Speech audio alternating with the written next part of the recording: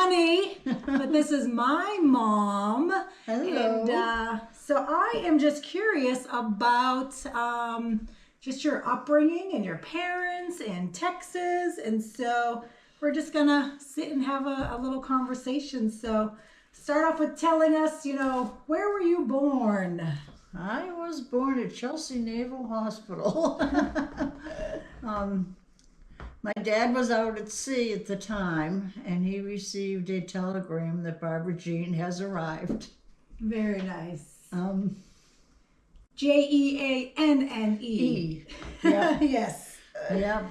And grew up in Alston with Mary Margaret Lucas and Brady Lawson Bryan. And it was a great neighborhood to grow up in. The house you grew up in is the greenhouse on Franklin Street. Yes, until like high school.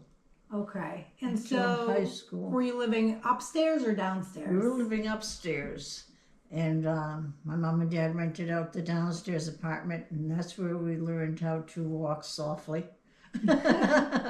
Because we had people downstairs. And do you remember who was downstairs?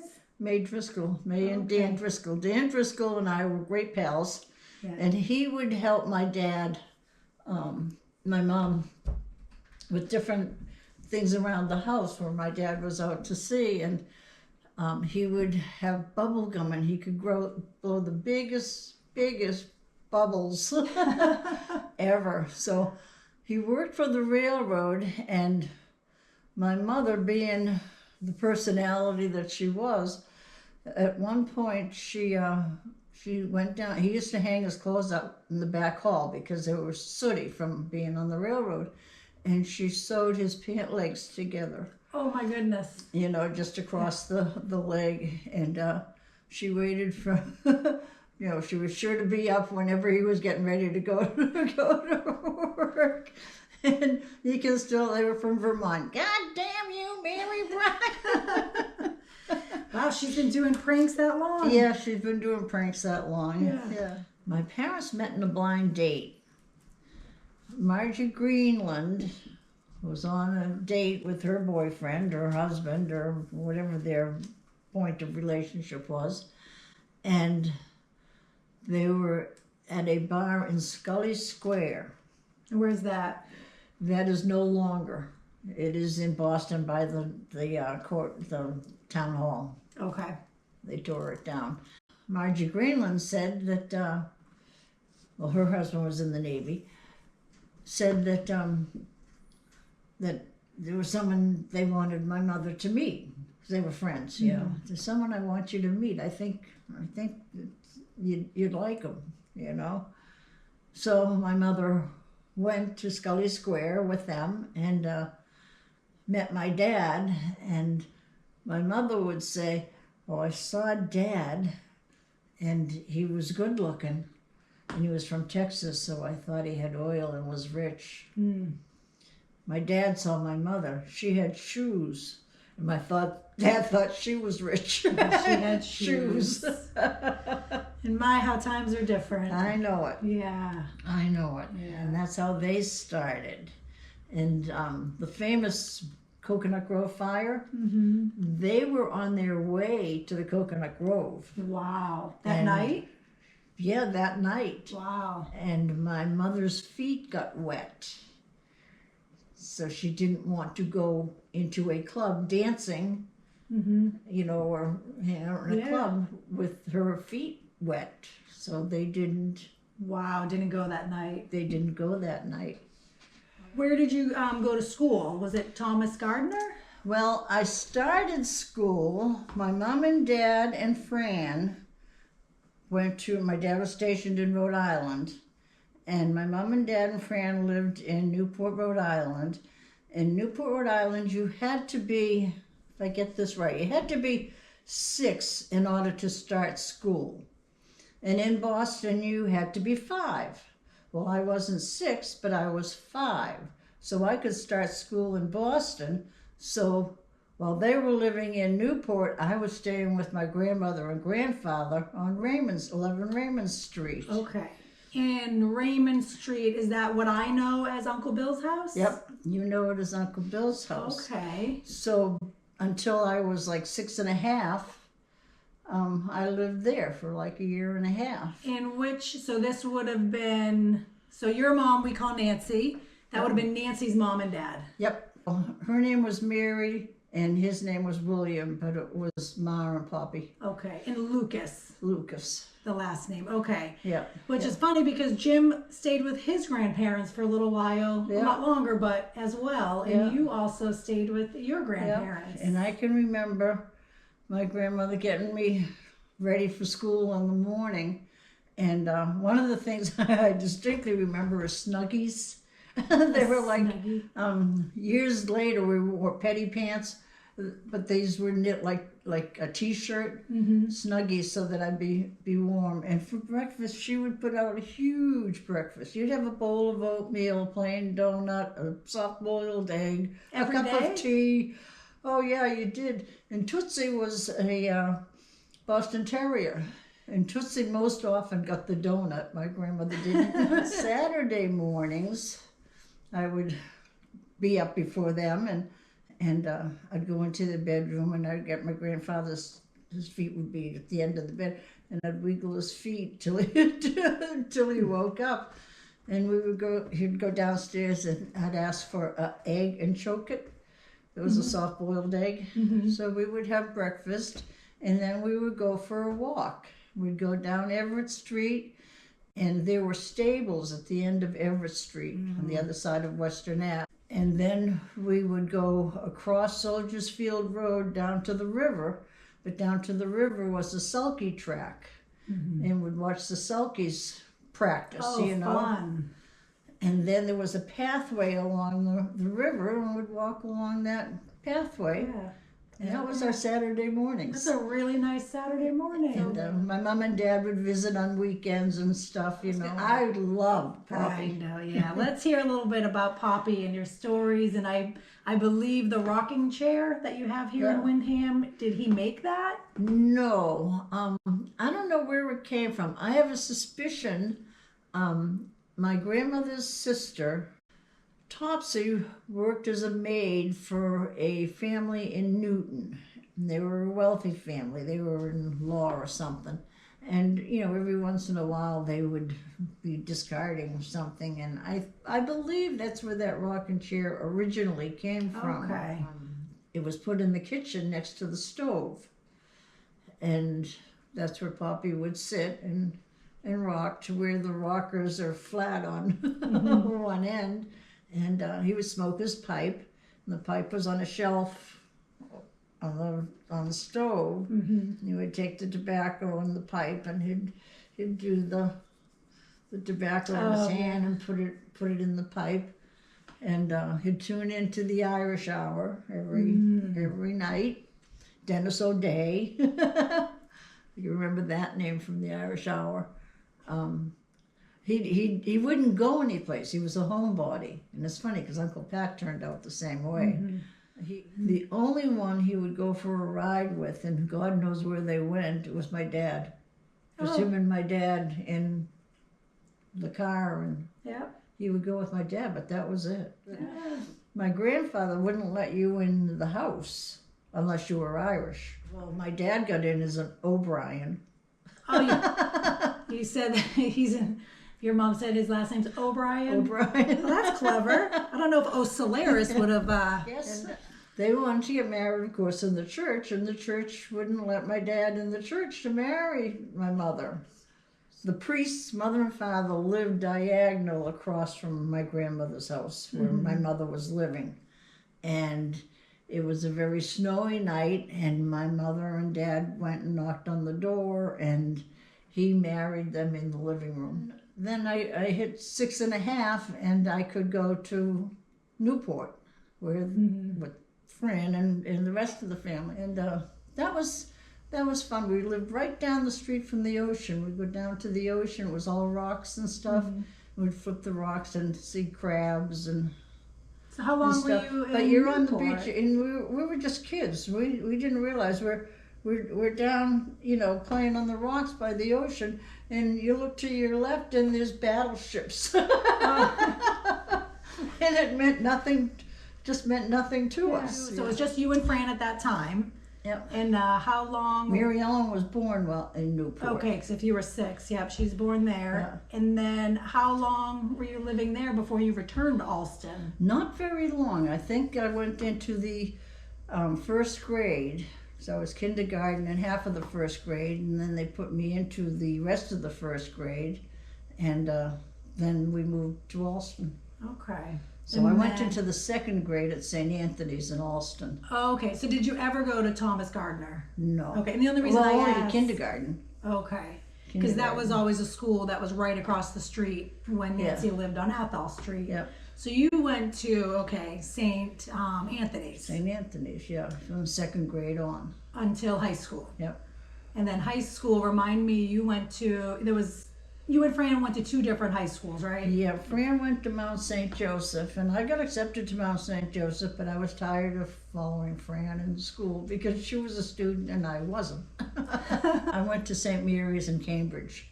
Okay. Yeah, so we'd walk down Riverdale Street, get the bus, and take it to Central Square, and then walk down to the high school. Looks like your graduation. Yeah, my graduation. Yeah, that was 1966 you graduated high school. Does that sound right? Yep, that's the year I graduated. Yeah. Tell the story on how you ended up going to college in Texas. Well, I started at Boston University for one semester. Did not do well. I didn't take it serious. A lot of money spent, sorry, but I was not a student. Mm-hmm. And they thought that it would be better for me, since I already had a relationship with Bo and Winnie, and Suzette and Nana, that it would be better if I went to school in Nacogdoches. I wouldn't be as distracted. So that's how I ended up at Stephen F. Austin. The house I'm most familiar with is Athol Street. Mm-hmm. So that's with your mom, your brother Bill lived there. I lived there for a while when I was working at Polaroid in Cambridge. So did you ever live in this house on Athol Street? Or yeah, I did. You did? I did. The back bedroom where you would know as Billy and Buddy's bedroom. Yes, okay. Fran and I shared that bedroom. So you all ended up, so how old were you? So the whole family was living there in that house. Okay. I just wanted to move upstairs into the attic, which was a finished room, so I moved up there. And, spent my high school years up in the attic. Okay, so you were living, which is this window here, which that's the room I stayed in when I lived there when I was working in Cambridge. Okay, so that's Athol Street. The neat thing about that room had a fireplace. It did have a fire. Did you ever use the fireplace? No. So then here, the pictures here, there's your dad. So across the street is Thomas Gardner. So he must be at the end of the driveway. Yep. And it looks like you're all out shoveling snow. Yeah, Mary Ellen, Billy, Buddy. It's a lot of snow. Yeah, it is. We used to have more snow than we. Who is this cute little poodle? That's Tasha Marie. That's your brother's sister before you were born. Is she a puppy? Yeah. She's adorable there. You got her brand new. Papa George called her the anteater because she had long legs. So tell me about what your father did for work. So we do know he's in the Navy, but I'll let you. Well, he got a job at MIT in heat and ventilation. He was, maintenance, and that's what he did. He was, he had a very strong work ethic. He just went to work every day and took his lunch and came home and, watched TV or shoveled or, fiddled around. But he just had a very strong work ethic. My mom, she would work every now and then. She was basically a home mom. But at one point, Sissy got a job at some hotel near Harvard Square, checking coats, and they needed help, so my mom went there with Sissy for a little while. Yeah. Then she worked for a florist for a little while, and then she worked for a seamstress making, couch covers and stuff for a little while. But there was no long-term. Okay. She didn't have a career. Yeah. She was an opportunist, basically, And I also remember her working, it might have been one of the buildings in Harvard, but I called it the Six Oh yeah, Chimney she Building. did. She did housekeeping for Harvard. Okay, so that's what I would go with her to clean the classrooms. People would ask, what do your mother and father do? And I would just say, well, my dad works at MIT and my mother works at Harvard. And they would think, oh, la-di-da, wow, you smart cookie. Right. Not knowing one was housekeeping and one was maintenance. Yeah. So let's talk a little bit about this man who looks like he's on ship somewhere. Does look like. So this is Bampa. So that's what I called my grandfather, Bampa. Yeah. This is Brady Lawson Bryan. So do you want to tell the story of how he became a hero and got the... Well, he was my hero. He was my hero. He was on they called them tin cans, but they were destroyers. The tin cans, and he was at the invasion of Normandy, D-Day. And his ship was down on Utah Beach, and their job was to provide cover for the troops landing on the beach. So they just kept firing, towards the bunkers there, providing cover. And he was on the USS Meredith. And the USS Meredith, the place where they were supposed to be cleared of mines, but I guess they missed one or whatever. It was hit a mine, and this mine, made the ship was going to be sinking, but water was coming into it. And my dad and his comrades were down in the engine room of the ship, and my dad made it out. And when he got out and onto the deck, he looked around and he didn't see his shipmates that were in that engine room with him. So instead of staying on deck, he went back down. And I guess it was dark, and the engine room was filling up with oily water, and he felt around. He told me that he knew the pipes, and that's how he found his way out. But he felt around and rescued a person and brought him up and went back down. He did that 4 times, rescued 4 people out of that engine room, where he didn't have to. He could have stayed on deck. And he earned the Navy Cross. Navy Cross.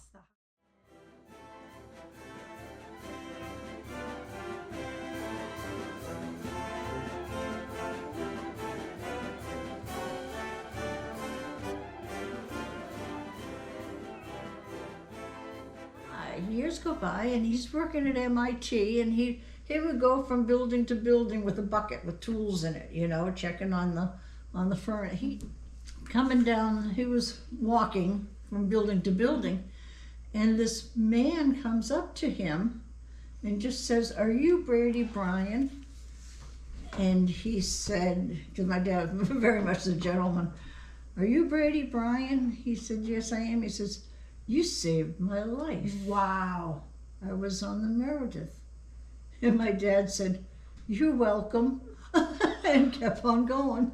Very modest. Very modest, but that must have meant so much for that gentleman to be able to say thank you. Yeah, he recognized him. Yeah. "Are you Brady Bryan?" "Yes, Yeah. I am." "You saved my life." So I was in the 2nd grade, and he was coming home. That's all I knew. Dad was coming home. Mm-hmm. We were used to him not being home. Yeah. Dad was coming home. Well, I waited all day to get out of school. That's been the longest day. Oh, the longest day.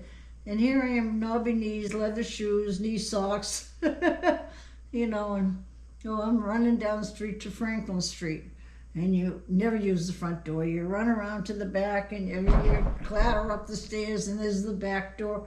Well, he must have just got in just before me. Mm-hmm. And I opened up the door to go in, and he's standing there, just standing right in front of me. Beautiful. Was he in his white? No, he was in the No. navy blues, but there was gold here and ribbons here, and he Decorated. was my hero. Yeah. Yep.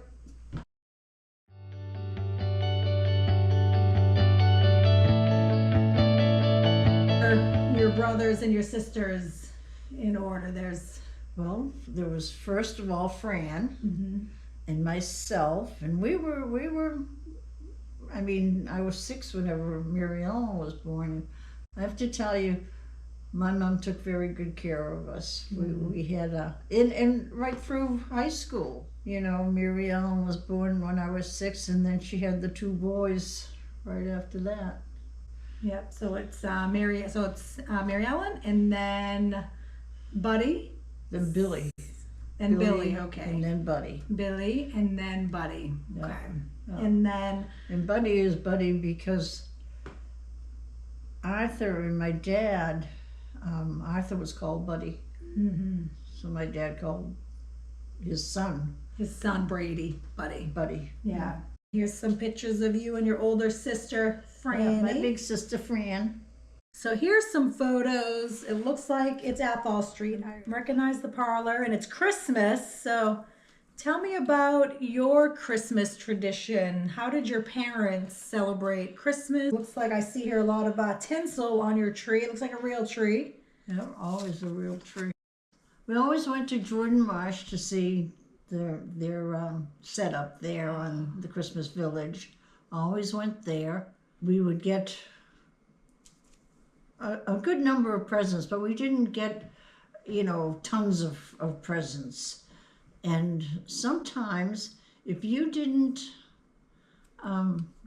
say you set something aside because you liked it so much, and this actually happened, because you liked it so much, my mother thought that we didn't care for it, so she would take it and put it away and give it to us at another time. Oh.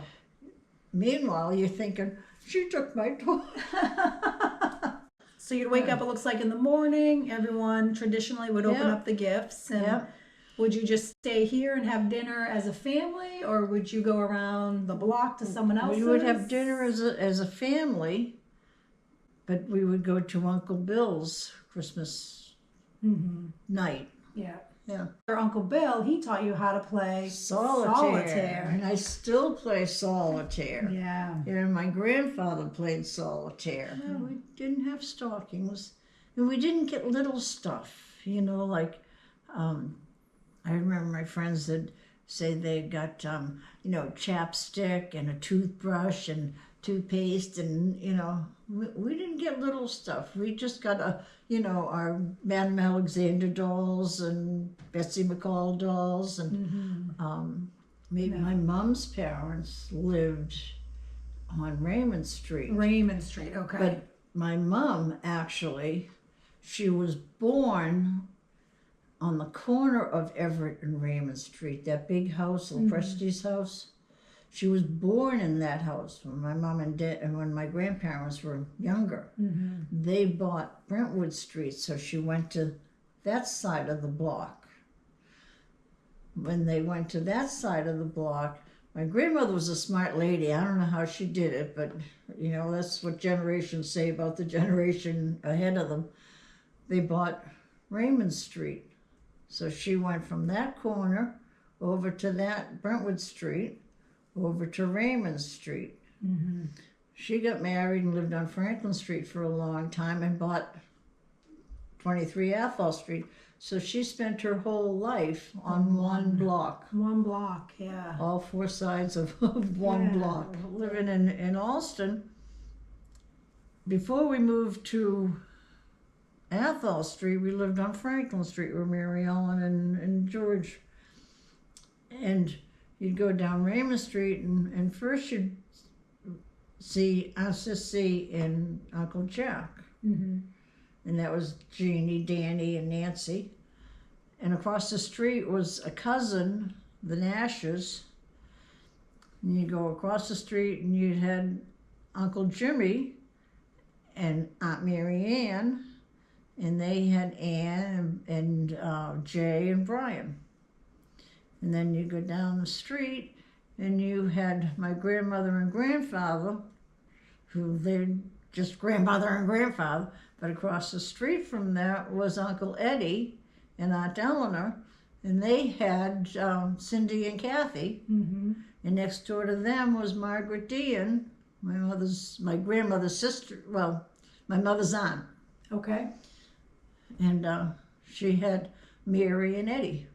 So that whole street was all family.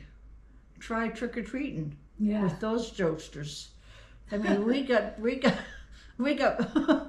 candy taken from us. We got chased. And it was our aunts and uncles Playing around, yeah, playing jokes on us. But growing up in a neighborhood with aunts and uncles, but just all the cousins and just all the fun and just going into someone's house and saying hi and All you had to do was sit in the front steps and you had company. Yeah. It's Athol Street before it was sided.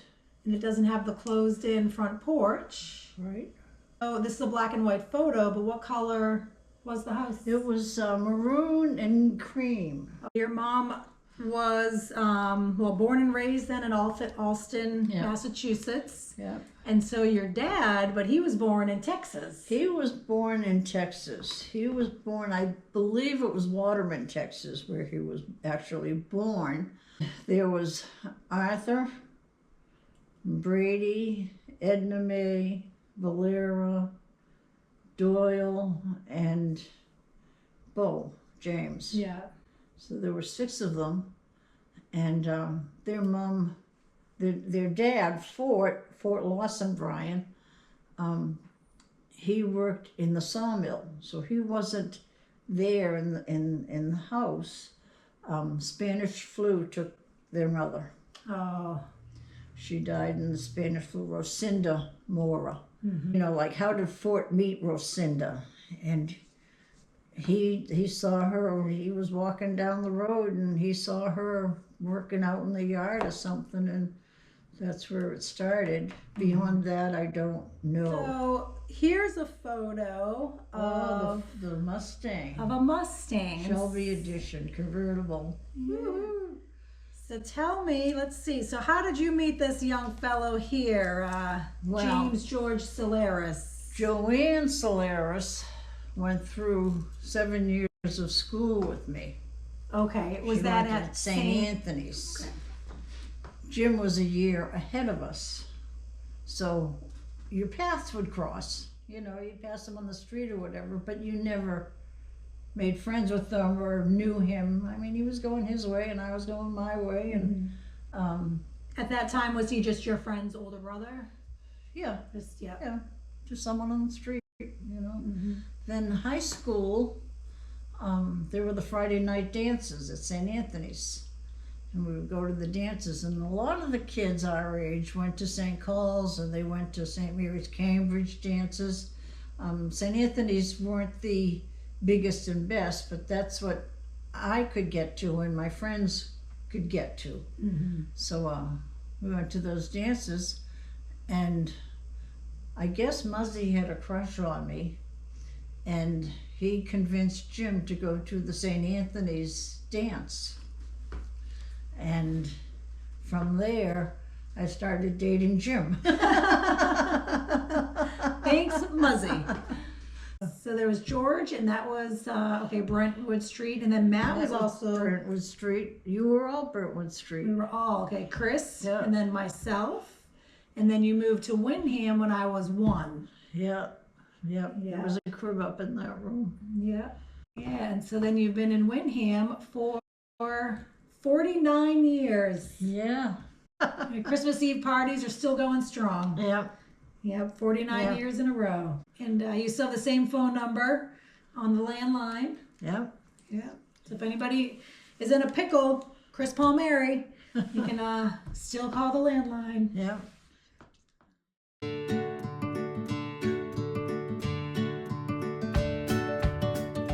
When was the first time that you were brought to Texas? Was it when you were born? Did your dad go every summer? Maybe 7 years old, second grade. Mm-hmm. That we got in a car and drove from Alston to Texas for a family reunion. We used to be on the 4th of July. The 4th of July was always very hot. Mm-hmm. And it came up in conversation that the next reunion was going to be on Labor Day, where it would be a little bit cooler. Little cooler. Yeah, believe me, it was still hot. Yeah. My mom would have this box of sandwiches or, cereal in boxes and stuff like that. And we were good kids. We just sat there and went for a ride. A ride. We would ask, can we see Rock City? Can we see Rock City? Can we go to, the caverns? And we never did. My dad was bent on getting to where he was going, but he was my mother drove a little bit, but he was basically the only driver. That was his destination, en route. We did go up Lookout Mountain and stopped there. I don't know how old I was when I first spent the summer. It could have been 3rd grade or 4th grade. Mm-hmm. Still young. At first, Uncle Doyle was living in Crossett, Arkansas. So we would drive to Arkansas and stay a night with him and his family. And that was Sheila and Doyle Jr. And we would spend a few nights there. And they'd leave me there and go on to Aunt Winnie's. Mm-hmm. And then whenever Doyle and his family went to the reunion, I'd go down to Aunt Winnie's and stay there for the rest of the summer. I think I was down there since I was 1. Yeah. Yeah. Yeah. And that was the trip, I believe, that Jim's mom, Nene, my grandmother, Nene, went we down. have pictures of that someplace. With COVID, right, in 2020, it dwindled down and took a pause for a bit. And then we returned, it was last year, so 2024. Yeah, and that reunion in 2024 was mostly cousins. Mm-hmm. The brothers and sisters have all passed. They really loved each other. They had a very strong, they relied on each other very much. So the powwows, whenever they were at Uncle Bo and Aunt Winnie's, were they always outside under the carport? I remember the big box fans. Yeah. Yeah, when they were at Winnie's and they had moved out to the big house there in Lufkin. But before that, they were at Uncle Arthur's. The big game was dominoes. I remember they sitting with dominoes and checkers. I have yet to beat my dad in checkers or dominoes. So he's been playing most likely his whole life. Yeah. Uncle Bo would just ride, later years. He had this, call it the mule. Mm-hmm. He would ride in that, and he would have a checkerboard in the back of it. And if he saw someone sitting on a porch, he'd pull up. You want to play a game of checkers? You want to play a game of dominoes? You ask me what I like about Texas. I tell you it's a wide open spaces. It's everything between the Sabine and the Rio Grande. It's a Llano Estacado. It's the Brazos and the Colorado. It's the spirit of the people who share this land. And it's another burrito. It's a cold Lone Star in my hand. It's a quarter for the jukebox boys. Play the sons of the mother-loving house band.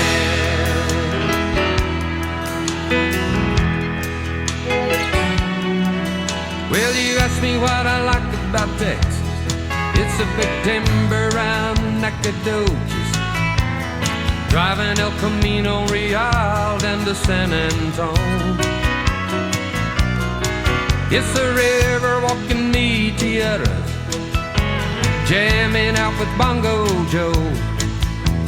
the stories of the Menger Hotel and the Alamo. You remember the Alamo? It's another burrito. It's a cold Lone Star in my hand. It's a quarter for the jukebox boy. Play the sons of the mother-loving bunkhouse band.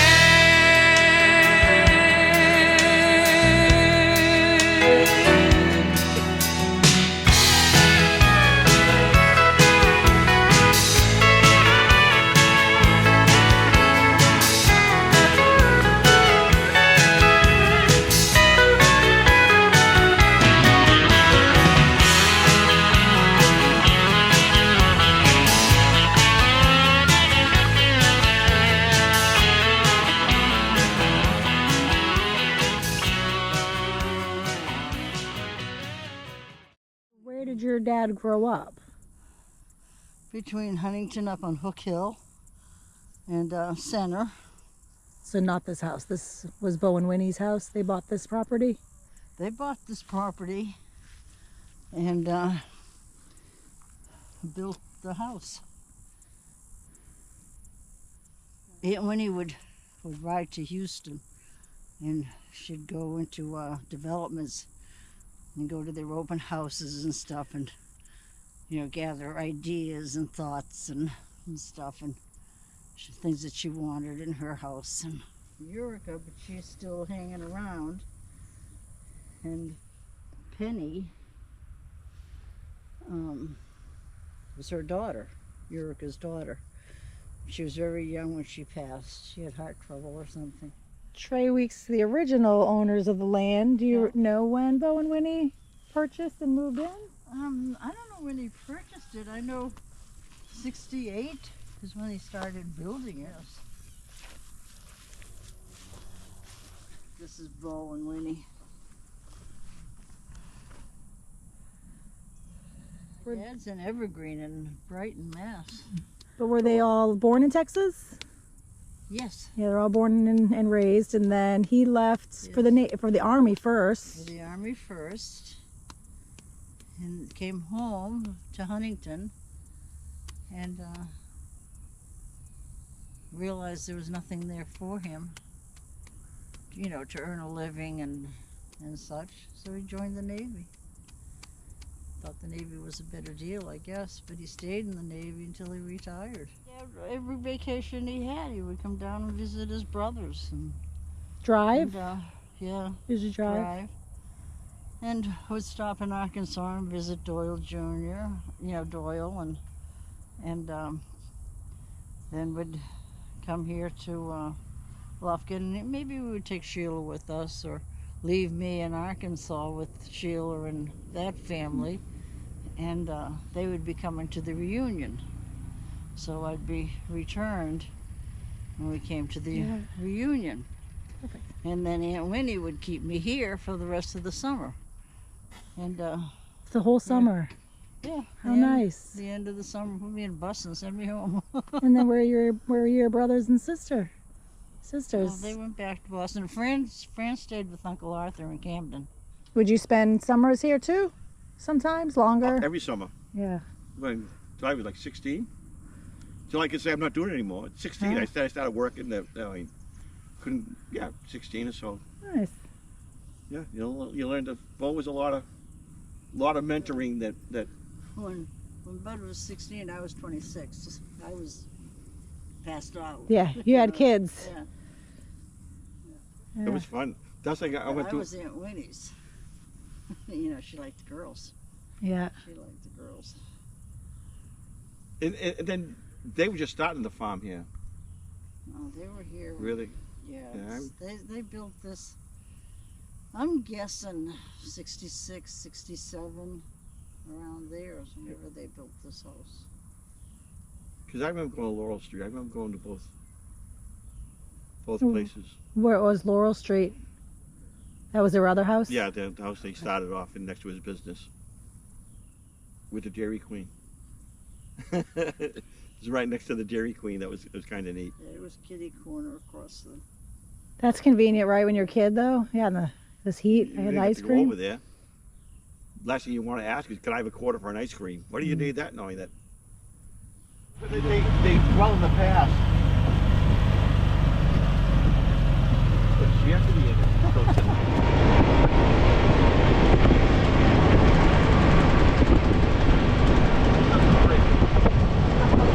Just kept adding to it.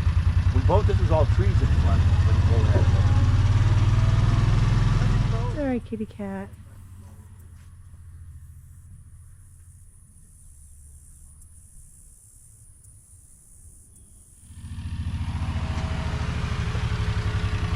Got the trolley.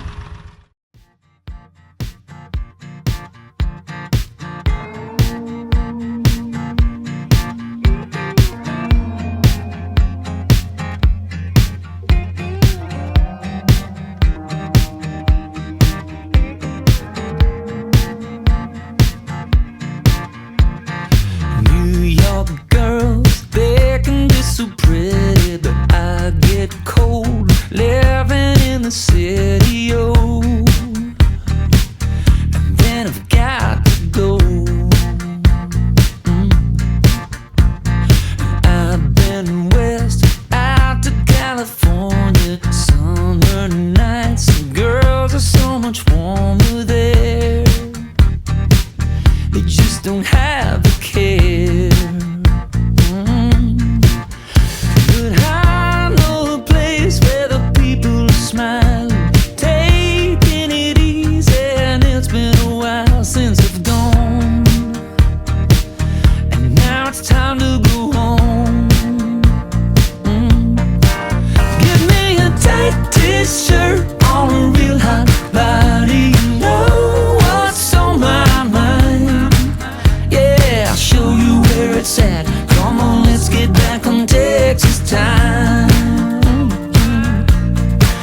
You gotta ride there easy. We're gonna party, whiskey, women, and wine.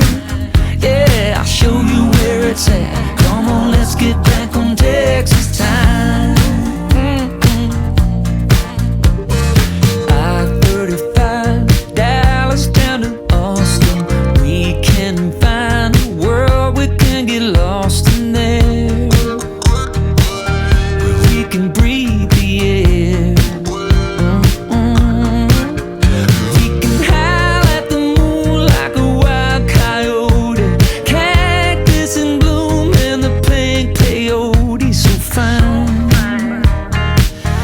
We got nothing but time.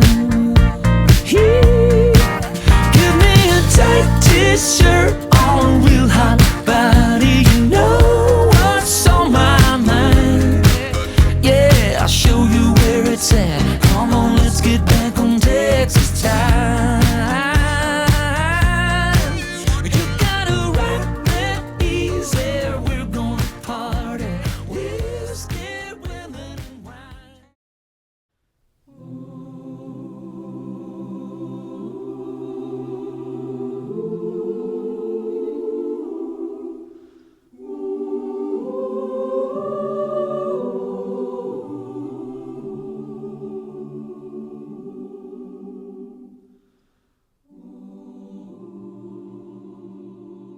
And I found out and drove down to her house, to Athol Street. She said she put him in the hospital. So I never went to visit him because I knew that he wouldn't know me. Yeah. So Uncle Arthur and Bo came to visit one time, and I couldn't say I'm not going, so I went with them to visit him. Yeah. And we got there, and there's a hallway and a door with a window, and I looked in there and opened the door a little bit because he was walking down the hall towards the door. And I opened the door. He stopped, shook his head, and turned around and walked away. That's all I needed. So I still didn't go to visit him. I let them visit and everything, but I didn't go to visit him because he wouldn't know anyways. Well, I'm selling real estate 24/7, right? This night comes along and it's like, I have to go see my dad. So I called, canceled all appointments, told the office I'm not going to be in, and drove down that day to see my dad. Of course, he was in the bed, and went in, and I was stroking his face and his collarbone, and we love you. You're such a good dad, and whatever. He died in my arms. She did. I was impelled to go. Hadn't been but once in 7 years. I was impelled to be at his bedside. I didn't know I was going to be there for that, but that's what happened. So as he was approaching death, it was like, call the house. The nurses, call the house. They called, no answer, no answer. He passed. A minute later, they answered. Can't explain it. Yeah. Mm-hmm. And I was impelled to go. There was nothing that was going to stop me. 7 years. So he was calling. He was waiting for you. He was calling. Yeah. Yeah. It was this time.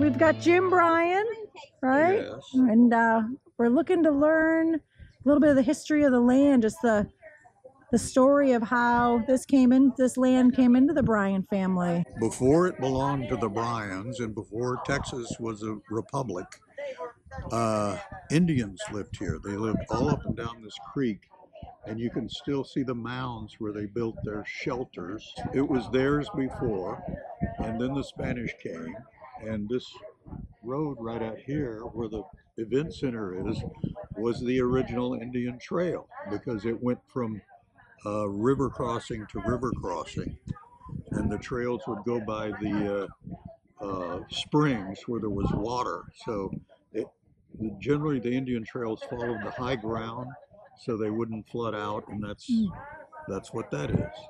The trail was here when the Spanish came, and then the Spanish used it. And when the Texas became a republic, they separated from Mexico, and all the commerce was with Mexico and Spain. So they had to sort of get people to come here and buy stuff and try to raise their families here. Mm-hmm. So they would give the land away.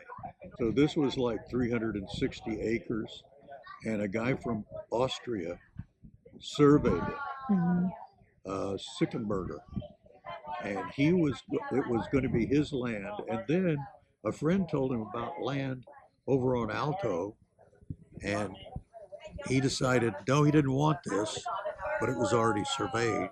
So he moved and just left it here.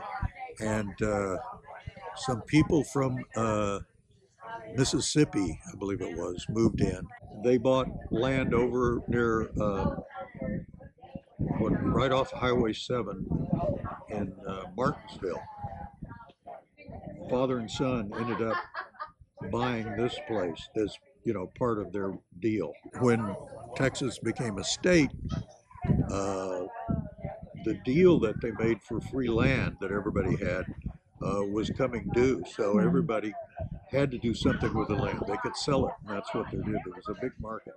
This land was bought by Davis, and they lived on it. They had a house over here, and sometime in the spring, the flowers that grew around the front yard are still there. They come up. The Civil War came along, and the widow Davis sold it to a family that had a general store at Marion's Crossing. When they retired after the Civil War, they bought this place, and then it went to different members, their family. When Bo got it, the lady who had inherited was married to a Mr. Maine. They lived in Hollywood, California, and she sold it to Bo. All of it, like all in Well, one bit, or did it was he? all divided up with Yeah. different heirs, and Bo started putting it all back together again. He would Nice. buy up all the little sections because it was divided over and over and over. I went to California in the 70s. He was just building this house. He Okay. had just started the summer I left Where were you raised then? What house? on Laurel Street. Okay. And that's in Lufkin or That's in Huntington? Lufkin. That's in Lufkin, Yeah. and that's where we grew up. And it was uh, the residence, and behind it was the lumber yard. Fort was living with his parents in Louisiana as a sharecropper, and he had a misunderstanding with his father, and he left home, and they had bad words, and they never talked about, nobody ever talked about what exactly the upset was, but it was just the father-son thing. Mm-hmm. And the grandfather got a job in Waterman, Texas at a sawmill. And so Fort went to Waterman, and the grandfather got him a job doing what he did, which was a night watchman. So while he was there, that's when he met Rosinda, and he met her on the way to Nacogdoches. She was at the well or spring getting water, taking it back to her house. She was born in East Texas because in the 1700s they needed somebody to live on the extreme border of Texas to keep the French back. But it was the French traders who traded with the Indians who said, bring us, priests, bring us settlers, because the Indians really want to be saved. But the French were just thinking, we can avoid a war with Spain if they're settlers here, and we'll just work around them. So the French traders went to capital in Mexico and got the church to send people, and they sent soldiers, and that's where the Moras and the Guaybarbos and Okay. Floras, that's where they all came from. Stories about Brady Bryant. I remember talking to him a lot because he would always engage me in conversation, and he was sort of interested in what everybody was doing. I remember he would come to visit a lot. So I know that there are family pictures when all the brothers who came back to Texas came back from the war. They bought a house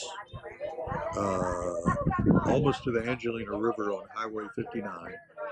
It was a log house, and they took a family picture of all the kids, all the boys and the girls, and Fort Lawson. That's where I grew up. In that house? In that house, yeah. But we weren't there long because the brothers all moved around. Fort, your grandfather. Right. Yeah, so is he from Texas originally? Like, is from Texas, or was he from? Yeah, the Bryans moved from Alabama. Alan Bryan moved from Alabama in 1854 to Woods, Texas, which is just outside of Tenaha. And that's where, let's see, I guess John Henry Bryan was about 10 years old when they got there. And then John Henry Bryan had a son, John Fort Bryan. And John Fort Bryan's had a son named Fort Lawson Bryan. So they shared that name, Fort, and that was a family that had moved into Texas at the same time that they did. And there is a fort buried in the cemetery where Alan Bryan is buried in Woods, Texas. Where did the Bryans come from when they came to America? Do you know? Yes. As a matter of fact, I do. You do? I looked it up. Yeah? And it wasn't easy, but I found that the oldest ancestor I've found is Thomas D. Brioun. And Brioun is a village in France, in Normandy. It's where the Vikings settled, so we have the Viking gene. That makes us so wonderful. And Thomas and his cousin Guy grew up with the guy who became Duke William, and later was known as William the Conqueror because he invaded England successfully and became the king because he believed it was his right. He was first in line. Harold got in his way. So Thomas and Guy went with him. And for 300 or 400 years, they were in England. And then the Thomas line lost a firstborn son named Thomas, and the next in line was Francis Bryan, and he became the famous one. So he was Henry VIII's buddy, and they did things together. And Wow. And he's the friend who survived the longest. And is this the Brioun that's on your hat right now? Brionne? Yes, It is. Brioun. That's the name of the little village in Normandy. Okay. Where they all came from. That's where, when William's father went on the crusade, he never came back. But he hid his son in Brioun because he was underage and he was afraid the enemies of the family would get him. Yeah. So he was raised with Thomas and Guy, and so they were friends thereafter. So when did they come to America? Well, Francis had a grandson named William Smith Bryan. And now when, let's see, the enemies of Henry VIII had endeavored to trap Francis, and they had him in the Tower of London. He was supposed to be executed, and the king said, wait a minute, you're not going to kill this guy. I say he goes free. Wow. So he made him Lord Justice of Ireland and arranged a royal marriage for him with an Irish royal. So he became a royal, his children became royals, and his grandson made the wrong choice about it politically, about which king to support. He supported the Charles, who would be the Catholic king again. Yep. And that was his undoing because they had to fight a war with Parliament, and that was a no-no.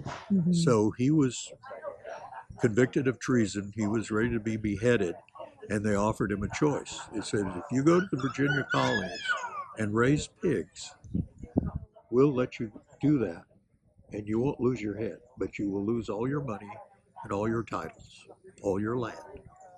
So he and his 11 sons and 3 daughters got on different ships and went over there. And so when he was as in Virginia, United States? In the United States, his deal with all these Catholics who wanted a Catholic king was that he would be Prince of Ireland.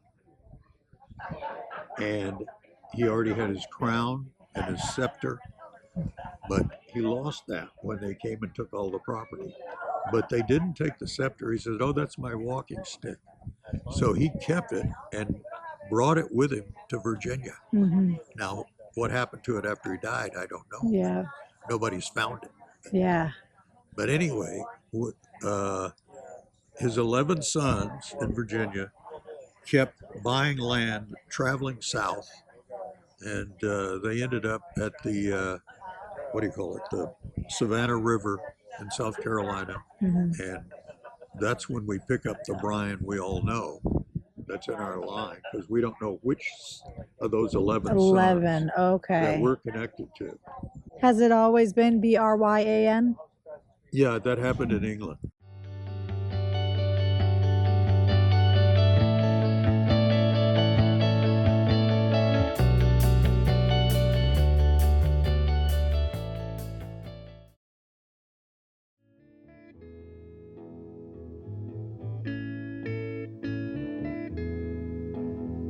There are places I remember all my life, though some have changed, some forever, not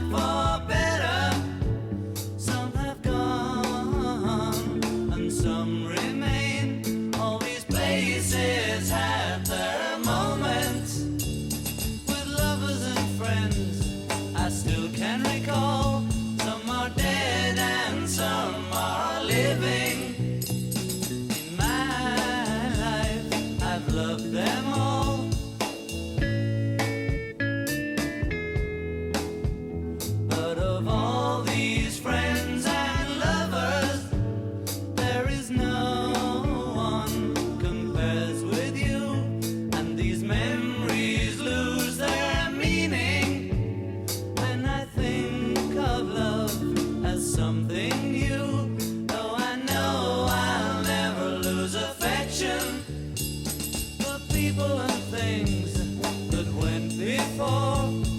I know I'll often stop and think about them. In my life, I love you more.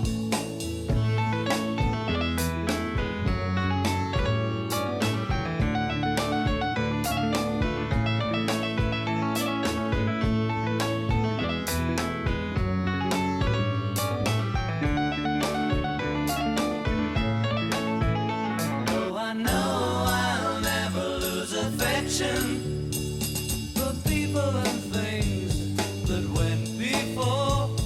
I know I'll often stop and think about them.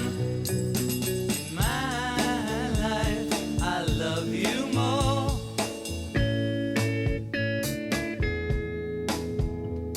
In my life, I love you more.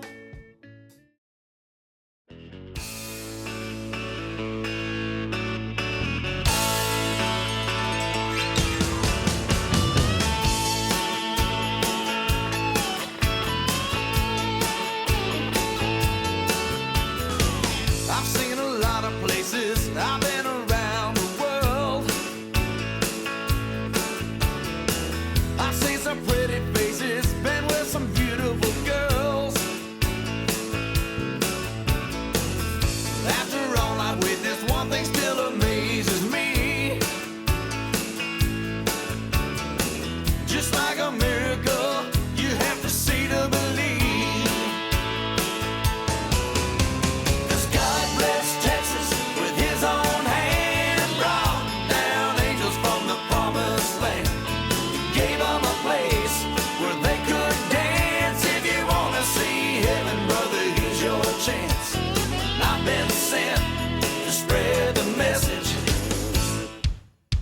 God bless Texas.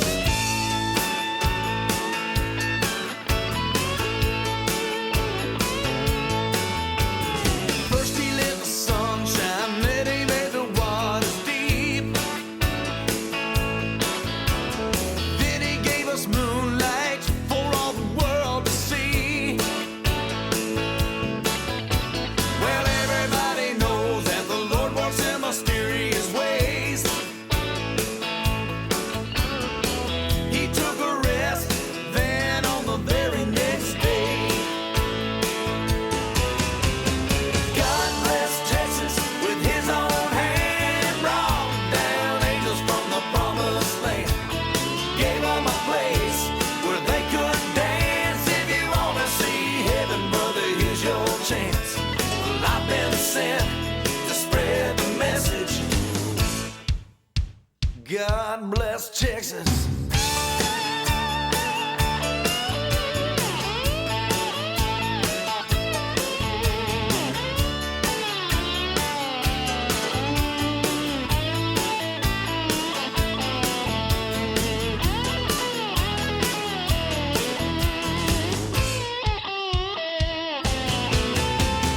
God bless Texas with his own hand, brought down angels from the promised land. He gave them a place where they could dance. If you want to see heaven, brother, here's your chance. I've been sent to spread the message. God bless Texas.